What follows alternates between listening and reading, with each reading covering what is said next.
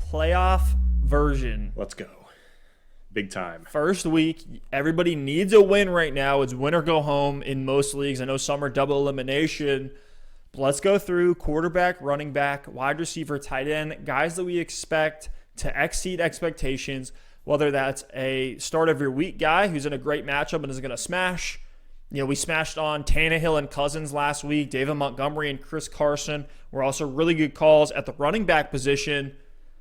I'll pass it to you first, though. At quarterback, who's your start of the week in Week 14? This one's a little risky, and it's someone who hasn't killed you this year, but he hasn't really lived up to expectations. It's Matt Ryan, and he's going against the Los Angeles Chargers. I think this is a get-right game for Matt Ryan and this Falcons offense.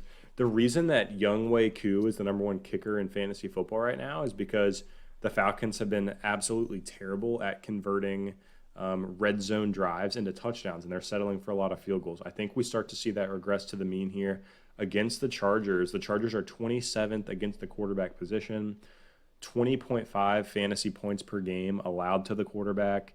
Now, Matt Ryan's only surpassed 20 fantasy points 3 times this season, but I have confidence in him to do it this week in the good matchup with Julio Jones healthy, with Calvin Ridley healthy, in a game that I think is going to be pretty high scoring, a 49-point over-under. I'll take the over on that one. So if you've been rolling with Matt Ryan, I think you can roll him out there with confidence this week.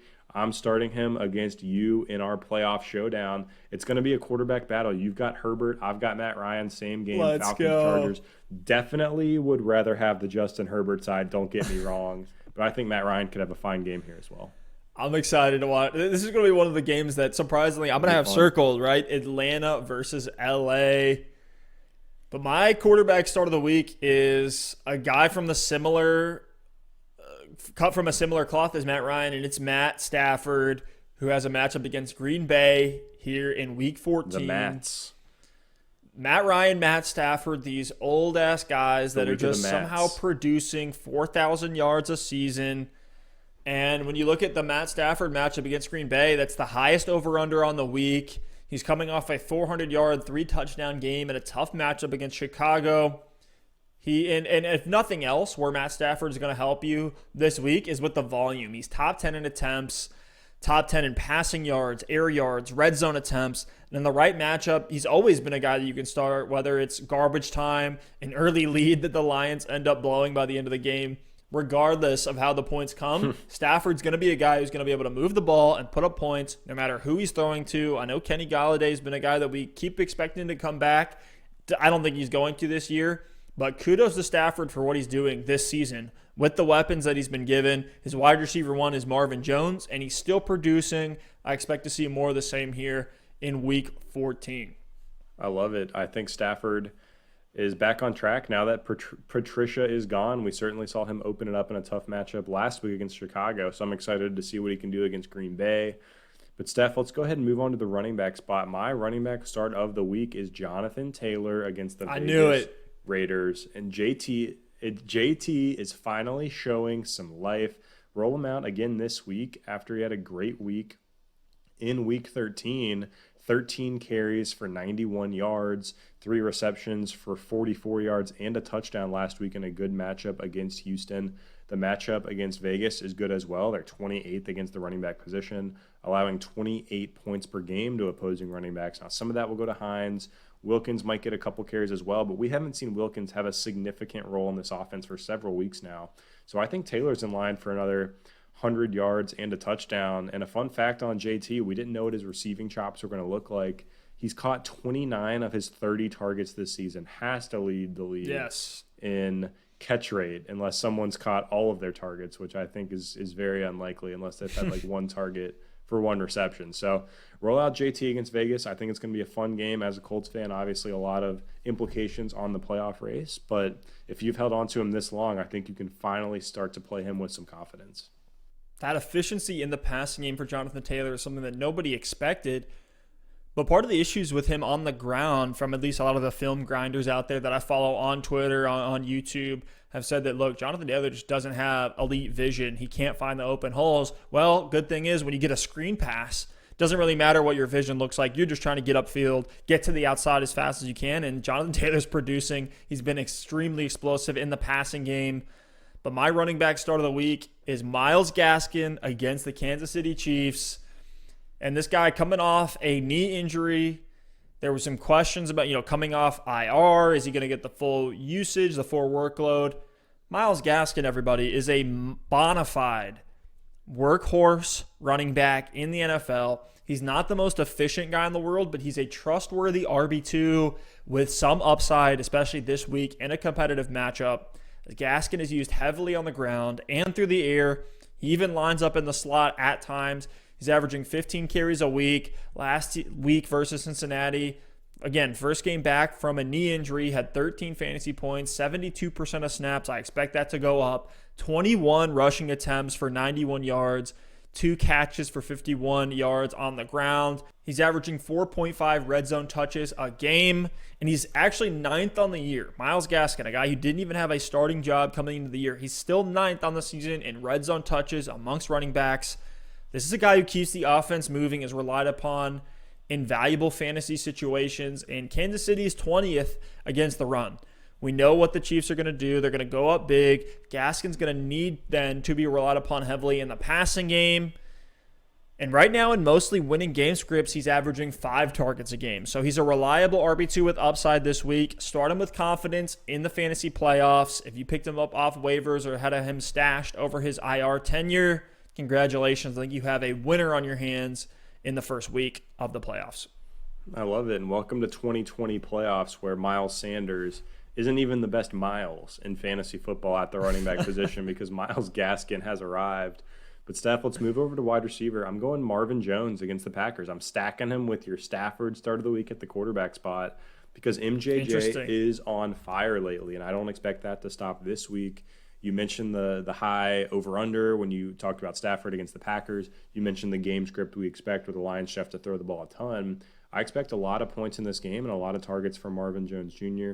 Marvin Jones is averaging 10 targets a game over his last 4. Wow. It does look like Kenny G is still unlikely to play in this game. Honestly, even if Kenny G does play in this game, I'm still willing to roll out Marvin Jones because Jair Alexander should shadow.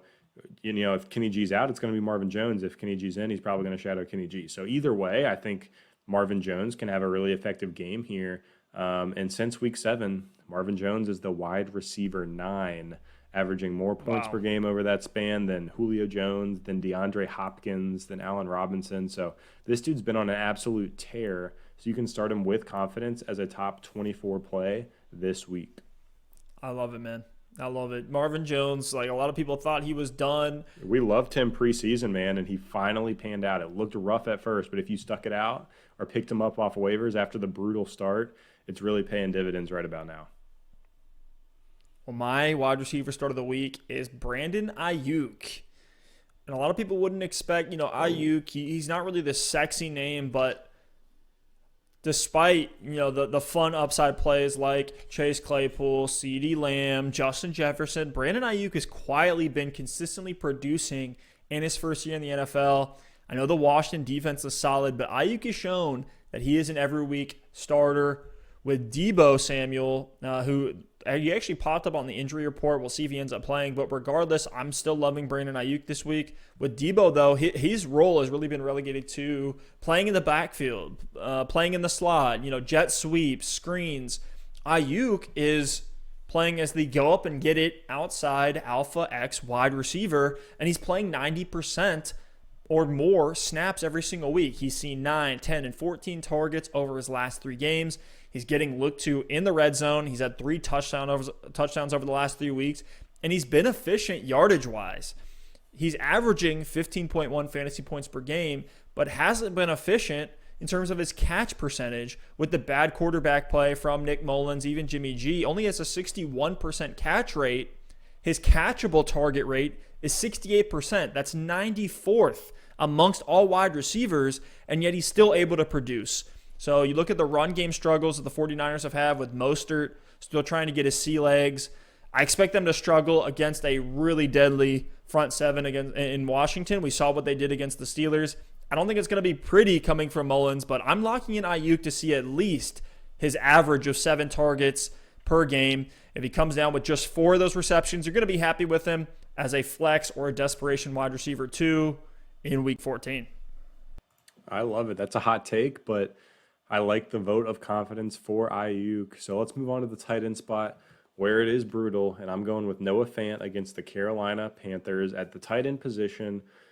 There's one thing to chase to me, and it's targets. And Noah Fant saw 7 last week with Drew Lock back in the lineup. And if you look at the full season for Noah Fant, if we throw out the whole Kendall Hinton experience, like I think that game should just be totally removed. Yeah. Fant is averaging 6.5 targets a game this year, and that would be 4th at the tight end position behind only Travis Kelce, Darren Waller, and Evan Ingram. So Noah Fant's hyper involved with targets, a super athletic tight end that can take any play to the house. And to add on to that, Carolina is 26th in the league against the tight end position. So not a bad matchup either here. You know, it's tough out there. I think Noah Fant has as good a chance of any to give you a solid, top 8 performance at the tight end spot. If he gets into the end zone, you could end up being really, really satisfied as well. So Noah Fant against Carolina. You can never be too confident at the tight end spot unless you've got, Travis Kelce, Darren Waller, Mark Andrews, George Kittle. But in this matchup, I think he's got a chance as any to give you a good week. So we talk about how brutal the tight end spot is. My tight end start of the week doesn't feel good. He is a super desperation deep shot. For guys in situations like me where I've been streaming Anthony Ferkser, picking him up on Sunday morning when Jonnu Smith gets announced inactive last minute and plugging him in my tight end spot. I plugged in Jordan Reed off the waiver wire last week. Akins is the trip that we're taking if you're in this tight end upside stream position like I am. Wow. And he's a matchup against Chicago, which on paper, they have a pretty good secondary, but they're bottom 3 against the tight end position. Deshaun Watson, we know he's going to find a way, regardless of who his weapons are. He's going to move the ball. There's no Will Fuller. They released Kenny Stills. This team was using 2 guys off the practice squad last week against the Colts. So you add in a better matchup, and I think Akins has a stronger likelihood than most to at least score a touchdown and see some target volume. He hasn't been particularly great this season, but he's at least top 10 in average target distance, which gives him a little bit more upside in this matchup. So, again, if you're really desperate at tight end, unless there's a guy that just gets announced inactive 90 minutes before kickoff on Sunday and you can pick up his backup, if we're rolling with what we know right now, I'm willing to plug in Jordan Akins in Week 14 as an upside play. I know it's disgusting. Wow. But what else can you say at the tight end position?